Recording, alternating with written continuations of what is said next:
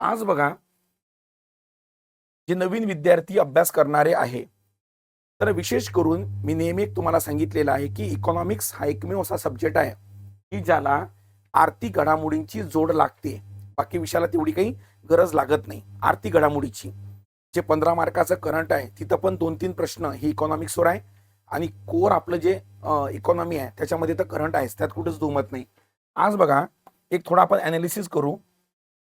GDP वाढ यापुढेही काय असेल? निरंतर.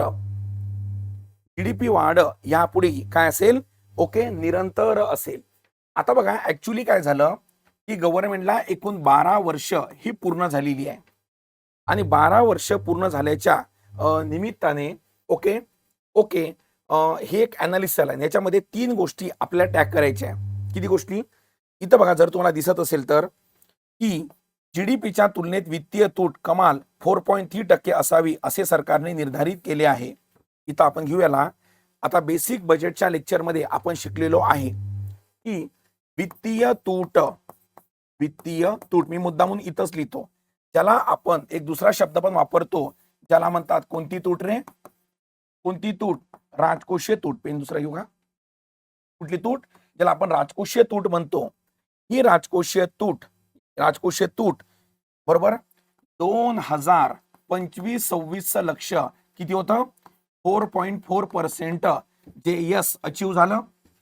2026-27 लक्ष 4.3% आहे आणि हे ऑन गोईंग आहे. 4.3%. सगळे डाटा हा कशाबद्दल आहे? कशाबद्दल? राजकोषीय तुटीबद्दल. राजकोषीय तूट म्हणजे काय? राजकोषीय तूट म्हणजे काय? राजकोषीय तूट म्हणजे सरकार बजेट तूट कमी करण्यासाठी वार्षिक बाजारामधनं जे कर्ज घेतो, कळीतपर्यंत त्याला म्हणतात राजकोषीय तूट. समजली इथपर्यंत? तर इथं काय म्हटलं गेलं आहे? हे 4.3%. तर हा 4.3 याच्याबद्दल बोलल्या जात आहे. हा पहिला डाटा राहील. नवीन मुलांनी कशा प्रकारे आर्थिक घडामोडी हाताळाव्या आणि सोबत थोडी आकडेवारी पण आपल्या लक्षात राहील, हा 2 याचा उद्देश आहे. पुढे जाऊन काय म्हणते ह्या न्यूज मध्ये? हे बघा, यातून 80,000 कोटी उभारण्याचे लक्ष्य आहे. निर्गुंतवणूक आणि मालमत्ता विक्री, 2 शब्द आहे. निर्गुंतवणूक आणि मालमत्ता विक्री, याला नव्याने घेतो.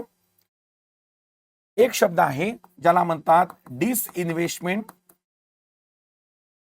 डिसइन्व्हेस्टमेंट आणि दुसरा आहे शब्द ऍसेट मॉनिटायझेशन.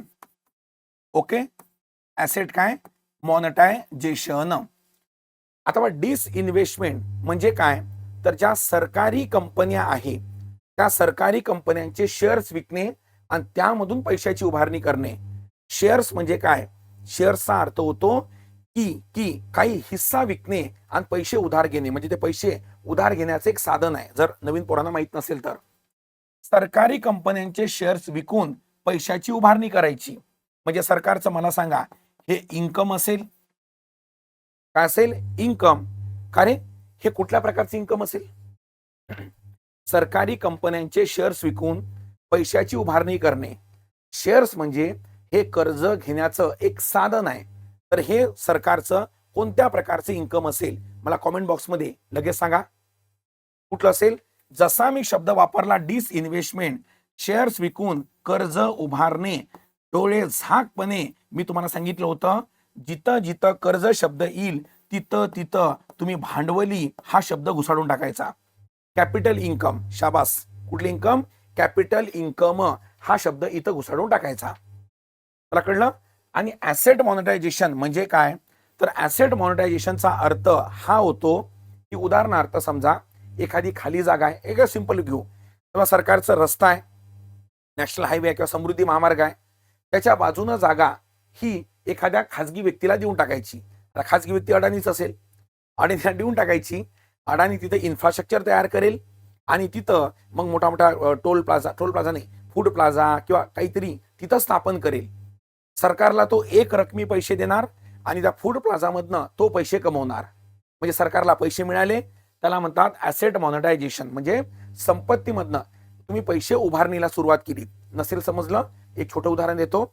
आपल्या गावाकडे आपलं घर असते, समजा एखादी मागची रूम आहे, त्याला मागून दरवाजा केला आणि ती जर भाड्याने देऊन टाकली, म्हणजे भाडे येणं सुरू होते. त्याला म्हणतात ऍसेट मॉनिटायझेशन. म्हणजे घर म्हणजे ऍसेट, मॉनिटायझेशन म्हणजे भाडं सुरू करणे. समजलं? सरकार म्हणते या दोघांमधनं मी किती 80,000 कोटी हे कमवतो. किती हजार कोटी? 80,000. हे बघा, निर्गुंतवणूक मालमत्ता विक्रीच्या माध्यमातून सरकार काय करणार आहे? 80,000 कोटीचे उद्दिष्ट हे ठरवलेले आहे. चला कळली इथपर्यंत? तर 2 आकडेवारी इथं आपण हे केलेली आहे, पिच केलेली आहे. ओके. तिसरं त्याला काय म्हणतात की हे बघा, चालू आर्थिक वर्षात अर्थसंकल्पात एकूण अनुदान खतावरचा बरं का 1.77 लाख कोटी हा खूप मोठा आकडा आहे बरं का.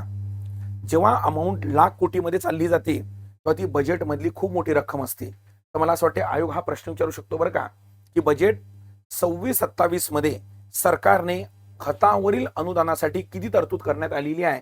तर 1.77 लाख कोटी हा खूप मोठा आकडा आहे. 1.77 लाख कोटी. विषय कळलं? तर एकंदरीत इथं 2 गोष्टी तुम्हाला मी क्लिअर केल्या. एक म्हणजे वित्तीय तूट, दुसरं म्हणजे डिसइन्व्हेस्टमेंट अँड ऍसेट मॉनिटायझेशन, आणि दुसरं खतावरील ओके अनुदाने. पटकन मला क्लिअर करा. 1.77 लाख कोटी अनुदाने आहे म्हणजे हा सरकारचा कोणता खर्च असेल? कॉमेंट बॉक्समध्ये सांगा. हा सरकारचा कोणता खर्च असेल? बेसिक बजेटमध्ये तुम्हाला मी बोललो होतो, बरोबर नाही का? आपल्या संकल्प बॅचमध्ये पण, आपल्या त्याला काय म्हणतात की आरंभ 3.0 AMVIच्या बॅचमध्ये पण तुम्हाला बोललो होतो, जिथं अनुदाने हा शब्द आला, अनुदाने सरळ सरळ ओके काय काय रे, कुठला खर्च असेल? महसुली खर्च असेल. का बरं? अनुदाने दिली असता परत येत नाही. चला कळली इथपर्यंत? अनुदाने दिली असता परत येत नाही. खतावर अनुदाने जर दिले तर कुठं परत येणार आहे रे बाबा? तर या तऱ्हेनं एकूण आपण किती गोष्टी बघा. नंबर 1 आपण थोडक्यात शिकलो राजकोषीय ओके तूट प्लस आकडेवारी. दुसरं शिकलो आपण डिसइन्व्हेस्टमेंट प्लस ऍसेट मॉनिटायझेशन, याची आकडेवारी 80,000 कोटी. याचं शिकलो आपण 4.3%. नंबर 3 खतावरील काय रे, काय अनुदाने किती? 1.77 लाख कोटी. असे हळूहळू आकडे जर तुम्ही करत गेले तर तुमचा आकड्याचा प्रश्न हा असाच निपटून जातो, आणि हाच डाटा नंतर इकॉनॉमिक सर्व्हे मध्ये येतो पुढच्या वर्षी. विषय कळलं? तर नवीन विद्यार्थ्यांनी या प्रकारे न्यूजपेपरला हाताळावं. विषय कळलं? इथं उद्देश होता नवीन विद्यार्थ्यांनी कसं हँडल करावं, आणि दुसरं आकडेवारी पण रिवाइज करणे. चला समजली इथपर्यंत? समजलं का? चला पटकन सांगा गोष्टी लक्षात आली काय तर मला कॉमेंट बॉक्स मध्ये. ओके चलो.